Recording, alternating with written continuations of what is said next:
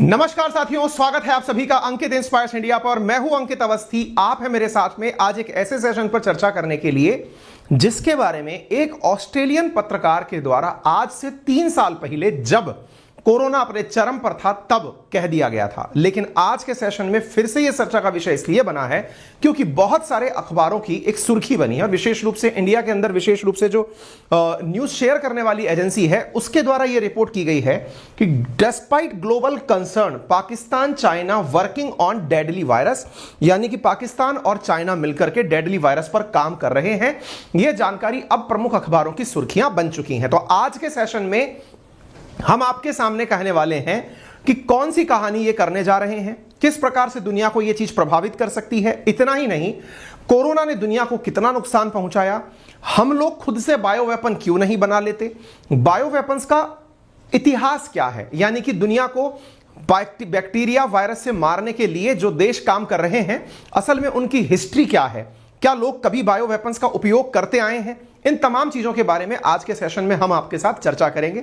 गुजारिश है कि सेशन को जल्दी से शेयर कर दीजिए, सभी साथियों को लाइव आने का इनविटेशन भेज दीजिए। चलिए शुरू करते हैं। जैसा कि आप सभी को पता होगा साथियों, कोरोना वायरस जिसका इतिहास अपने आप में कहने और सुनने लायक है, हमने अपनी जीवंत आंखों से इतना बड़ा पेंडेमिक देखा है, उसको तिथि के साथ में आपको थोड़ा सा रिवाइंड फ्लैशबैक में लेके चलता हूं क्योंकि हमारी कुछ आदतें हैं और आदतों में यह शुमार है कि हम जल्दी ही बहुत सारे गम भूल जाते हैं और बहुत सारे गमों में जिसे नहीं भूलना चाहिए वो कोरोना है। आपको याद होगा, बात है वर्ष 2019 की, जिस समय दिसंबर 8 को पहला पेशेंट मार्केट के अंदर वुहान लेबोरेटरीज के नजदीक चाइना के अंदर पकड़ा गया, यानी कि पता चला कि साहब इन्हें कोरोना है। इस घटना के तुरंत बाद दिसंबर 8 के बाद अगर आप तिथि पर गौर करते चलें तो China alert WHO about pneumonia cases on 31st of December at that 2019। जनवरी 1 के दिन वुहान के होलसेल सी फूड मार्केट को पूरी तरह शट डाउन कर दिया गया। तिथियों को अगर नोटिस करें, 7 दिन के अंदर दुनिया ऐसे बदल रही थी। सबसे पहले कोविड-19 वायरस के बारे में जनवरी 7, 2020 को पता चल गया था। जनवरी 11 के दिन पहली डेथ चाइना के अंदर हो चुकी थी और यह आंकड़ा इतना तेजी से आगे बढ़ रहा था कि जनवरी 29 को डेथ 132 कोरोना से हो चुकी थी, यानी कि मात्र 2 महीने के भीतर 6000 से ज्यादा कोरोना के लोग संक्रमित हो गए थे। ये मैं क्यों बता रहा हूं, एक बार फ्लैशबैक में लेके जा रहा हूं ताकि आपको यह पता रहे कि कोरोना ने कितनी तबाहियां मचाई। आप कहेंगे सर मत बताओ, हमने भी किसी अपने को उस दौरान खोया है। अगर आप इस बात से संजीदा हैं तो इस घटना को आपको उतना ही सिंसियरली सुनना चाहिए, इसलिए मैं आपको कुछ बातें जल्दी से फ्लैशबैक में लेकर चलता हूं। देखिए साथियों, तिथियों को अगर गौर करें 2019 में, इसी कारण कोविड-19 वर्ड यूज किया गया था। उसके बाद थाईलैंड, जापान, ये वो शुरुआती देश थे जिनके अंदर कोरोना के बारे में जानकारी सबसे पहले पता चली। भारत में पहला केस 30 जनवरी 2022 को केरला के अंदर पकड़ा गया, यानी नवंबर में शुरू हुआ कोरोना वायरस, जनवरी तक पहुंचते पहुंचते इंडिया पहुंच गया और WHO ने कोरोना वायरस आउटब्रेक को एक ग्लोबल इमरजेंसी जनवरी 31, 2020 को डिक्लेयर कर दिया। जनवरी के बाद में पेंडेमिक की घोषणा मार्च 11 में होती है। WHO इसे पूरी तरह से पेंडेमिक डिक्लेयर कर देता है। अमेरिका के तत्कालीन राष्ट्रपति डोनाल्ड ट्रंप के द्वारा इस वायरस को चाइनीज वायरस पुकारा जाना शुरू हुआ। WHO ने चीनी बोलने पर कहा कि आप इसे चाइनीज वायरस के नाम से ना पुकारें। हो सकता है कि यह वायरस भले ही वहां से आया हो लेकिन इसके नाम के साथ चाइना शब्द ना जोड़ें। यही कारण है कि कोविड-19 शब्द में चाइनीज शब्द मिसिंग है। हालांकि उसके अलावा बहुत सारे जापानीज बुखार आपने सुना होगा लेकिन चाइनीज वायरस आप नहीं सुन पाए। डोनाल्ड ट्रंप ने अपने लेवल पर खूब प्रयास किया, अपने जहां तहां ट्वीट्स जितने भी हैं, अगर आप मार्च में इनके ट्वीट्स देखते हैं तो इन्होंने सब जगह चाइनीज वायरस, हर जगह चाइनीज वायरस वर्ड यूज किया, यानी दुनिया को यह बताने में कोई कसर नहीं छोड़ी कि वायरस चाइना से निकलकर आया था। WHO के ऑफिशियल्स ने यूएस प्रेसिडेंट को इस बात के लिए वार्न भी किया कि आप इस वायरस को चाइनीज वायरस ना बोलें। अमेरिका और तत्कालीन ट्रंप सरकार इस बात को लेकर पूरी तरह कन्विंस थी कि यह वायरस वुहान लेबोरेटरी यानी कि चाइना के द्वारा निर्मित है। डोनाल्ड ट्रंप ने WHO को इतना तक धमका दिया कि यदि आपने चाइना के खिलाफ कोई एक्शन नहीं लिया कोरोना वायरस के केस में तो मैं आप लोगों को फंडिंग देना बंद कर दूंगा। ट्रंप के इन तमाम धमकियों के बावजूद भी कुछ असर ना हो सका। दुनिया में यह मैसेज सेट हो चुका था कि कोरोना वायरस की उत्पत्ति चाइना से हुई है, यानी कि वुहान लेबोरेटरीज ही इसके लिए जिम्मेदार हैं। और इस बात को ध्यान में रखते हुए एक पोल भी निकल कर आया जिसमें यह पता चला कि दुनिया के अधिकांश मेजॉरिटी में लोग यह मानते हैं कि वायरस चाइना से ही निकला था। हालांकि चाइना वालों ने बहुत ज्यादा क्लेम यह भी किया कि वायरस की उत्पत्ति इंडिया से भी हो सकती है, दुनिया के अन्य देशों से भी हो सकती है। चाइना के वायरोलॉजिस्ट ने खुद यह क्लेम किया कि उसके पास ऐसे प्रूफ हैं कि यह वायरस वुहान लैब से बनाया गया था। चाइना के ही वायरोलॉजिस्ट ये सब बातें बोल रहे थे।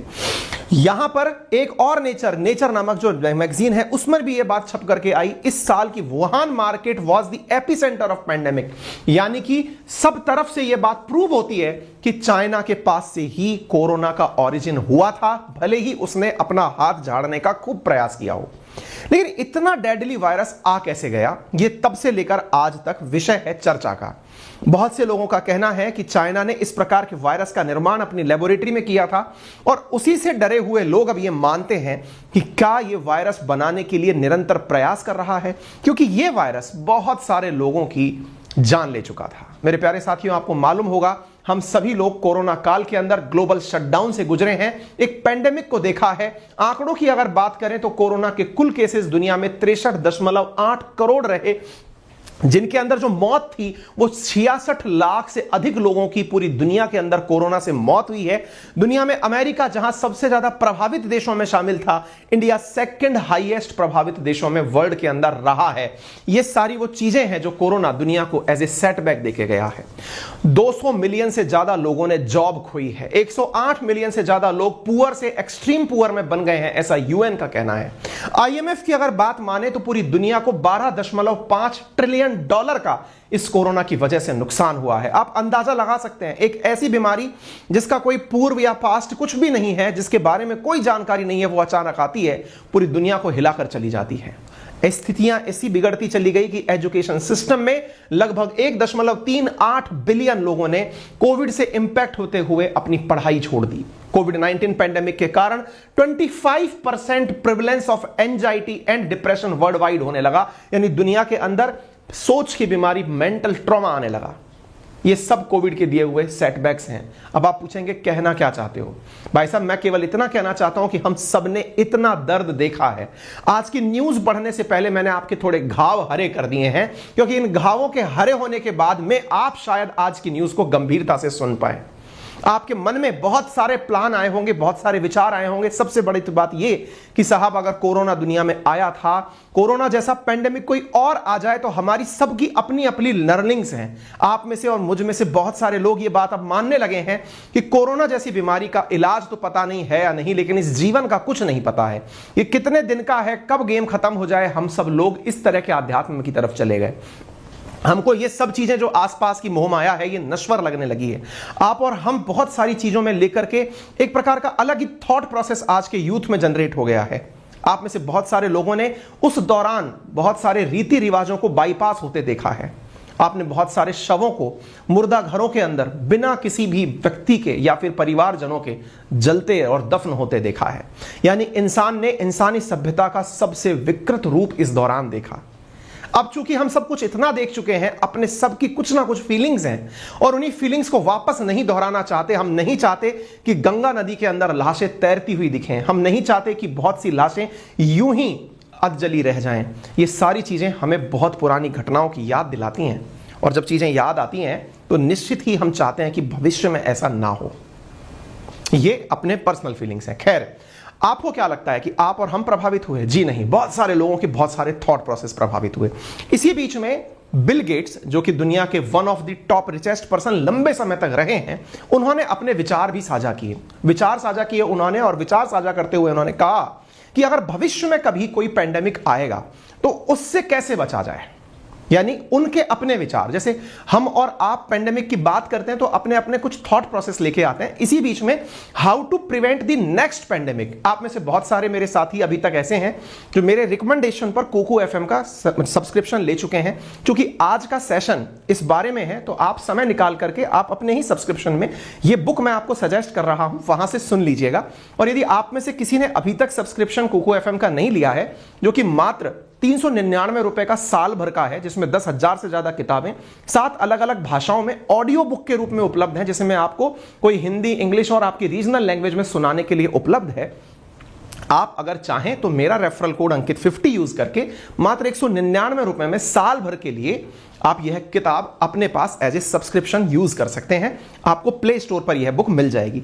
तो बिल गेट्स का मानना है कि कैसे बचा जाए पेंडेमिक से, ये इनका अपना थॉट प्रोसेस है। इस बुक को आप सुन सकते हैं, इस समय उपलब्ध है। इतना ही नहीं, बहुत सारी बुक्स, चाहे वो मोटिवेशन की हो, चाहे वो स्टोरी टेलिंग की हो, इवन इंडियन हिस्ट्री की हो, या फिर लव, रोमांस और मजाक की हो, वो बहुत सारी किताब यहां पर आपके लिए उपलब्ध है। आप कुफू एफएम से उन्हें समय निकालकर सुन सकते हैं। और सबसे इंटरेस्टिंग फीचर जो अब डेवलप हुआ है वो ये है कि अगर आपको कोई बुक सुनते हुए लगता है कि मुझे कुछ लिख लेना चाहिए, तो यहां पर चैप्टर वाइज नोट्स की फैसिलिटी है। स्लीप मोड बटन भी है, जिसका यूज करके आप 1 घंटे बाद कान में ईयरफोन लगा के कहीं सो गए तो ये स्वतः ही बंद हो जाएगा। ड्राइव मोड भी है कि आपके ड्राइविंग के समय ये आपको कॉपरेट करेगा।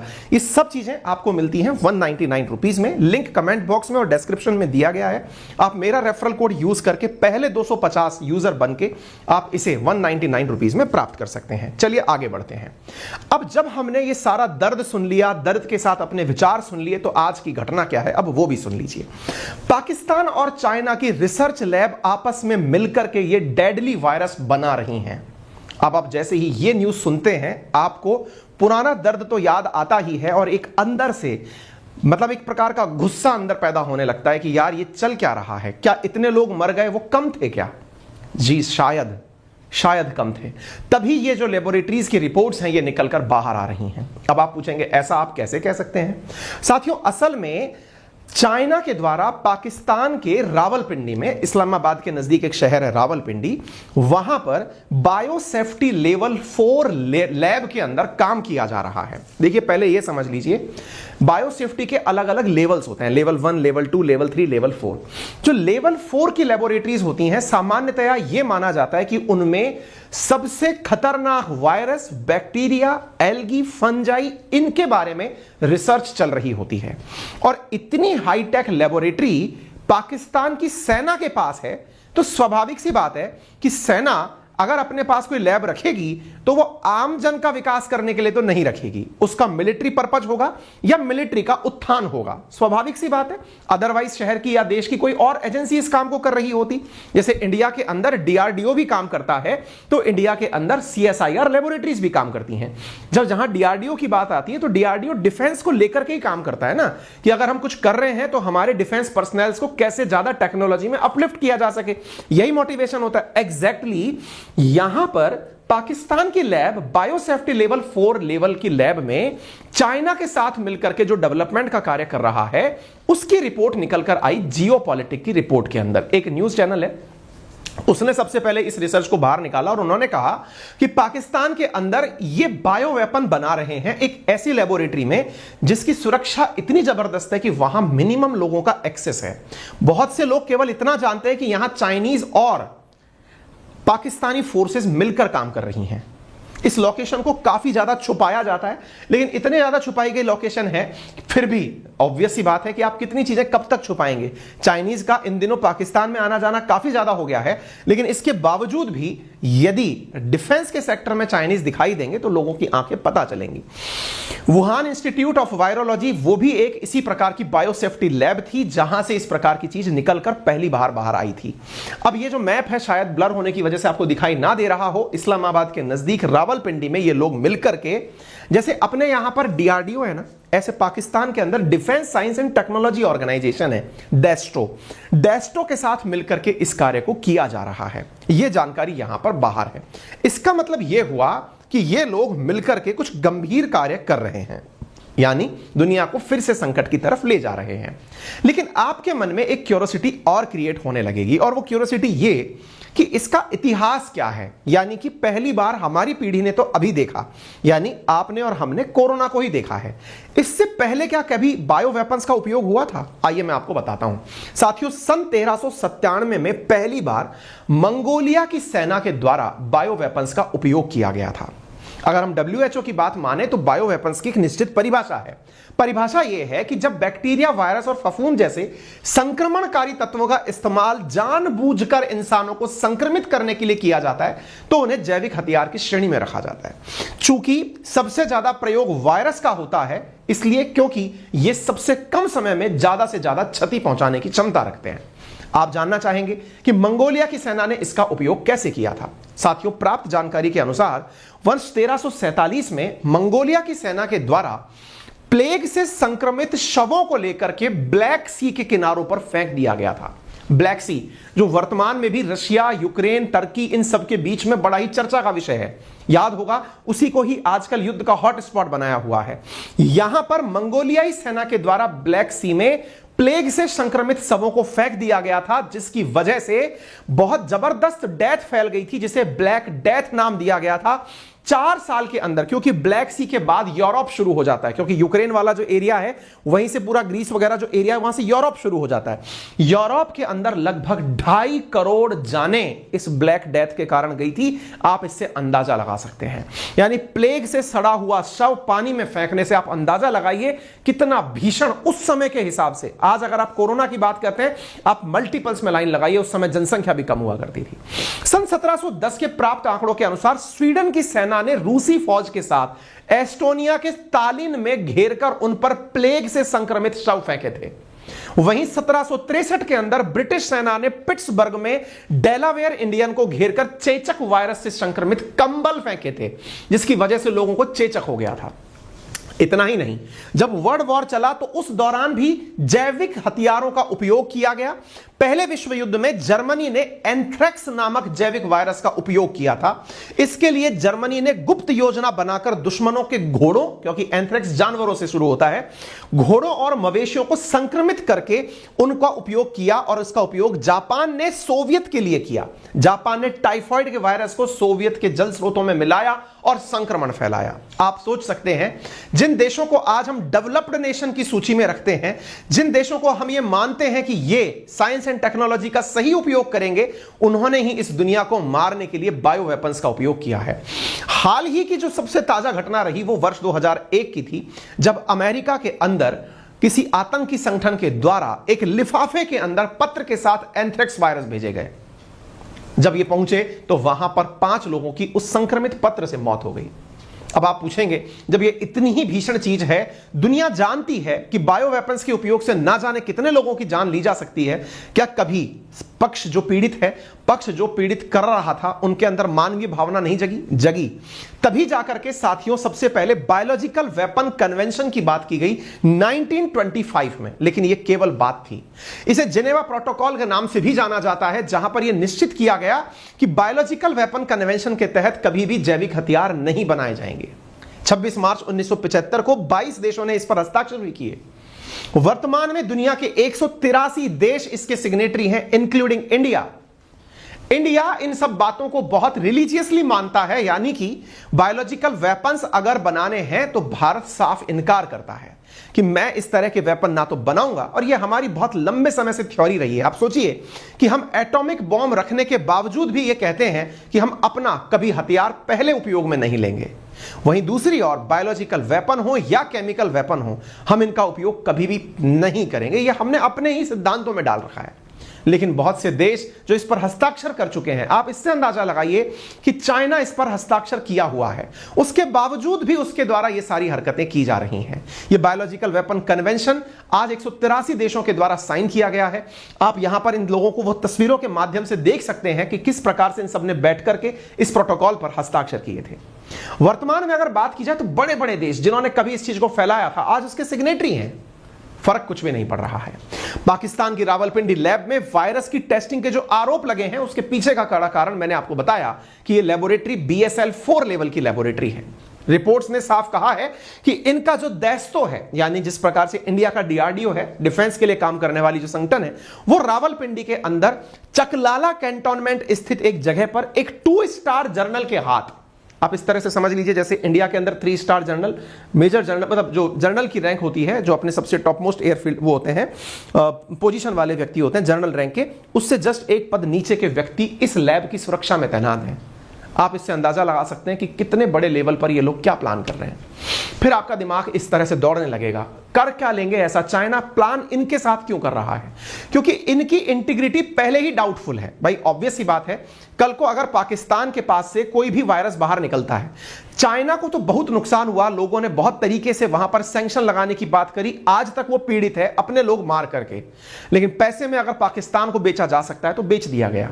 और ऐसी स्थिति में इनका उपयोग करके बायोलॉजिकल वेपन्स बनाने से चाइना को कोई नुकसान नहीं है। जैसे चाइना ने वर्तमान में अपनी मिसाइल्स और न्यूक्लियर वेपन के लिए एक सैटेलाइट सिटी नॉर्थ कोरिया बना रखी है, ऐसे ही अपने बायोलॉजिकल वेपन्स और केमिकल वेपन्स के लिए एक सैटेलाइट सिटी पाकिस्तान को बना रहा है, जिसका असर आप सबको पता है। अब आप पूछेंगे पाकिस्तान क्या ऐसा कर सकता है? जनाब, नॉर्थ कोरिया को न्यूक्लियर वेपन देने वाला यही था। हाल ही में प्राप्त जानकारियों के अनुसार यूक्रेन को भी डर्टी बॉम्ब बनाने का सीक्रेट यही दे सकता है।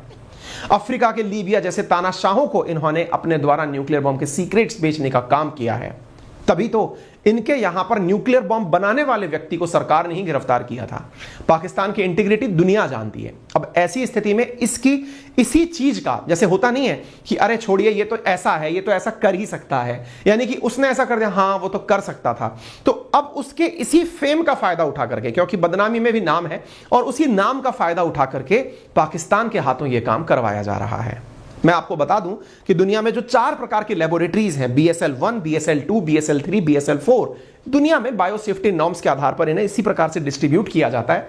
जो BSL-4 प्रकार की लेबोरेटरीज, बायोसेफ्टी लेवल की जो लेबोरेटरीज होती हैं, ये मैक्सिमम कंटेनमेंट, यानी इनके अंदर बहुत हाई रिस्क एजेंट्स का रिसर्च किया जाता है, जैसे कि इबोला वायरस टाइप का। अब आप पूछेंगे सर ये लेबोरेटरीज फिर बनाई क्यों जाती हैं?